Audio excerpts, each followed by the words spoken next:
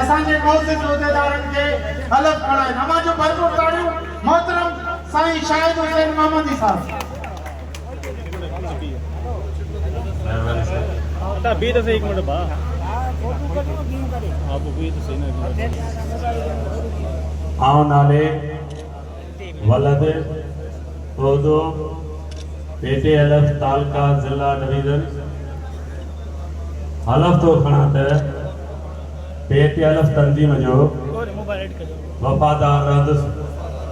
सिंध जे सभिनी उस्ताद ऐं उस्तादियणनि जे मुआशी समाजी सकाफ़ती तालीमी ऐं बुनियादी हक़नि जो तहफ़्फ़ुज़ कंदुसि।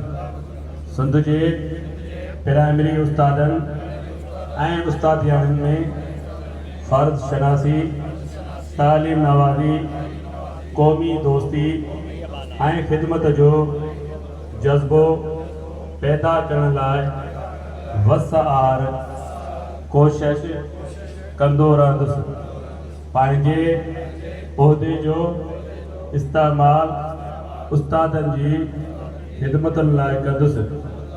सिंध जी तालीम जे सुधारे ऐं वाधारे लाइ पुरअज़म जिदोजहद जारी रखंदुसि।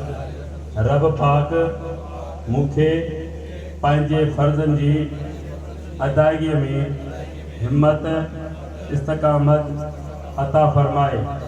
आमीन या रब्बुल आलमीन। सभिनी दोस्तनि खे मुबारकूं डिवीज़न तालका ऐं ज़िला जी हलफ़ कयूं।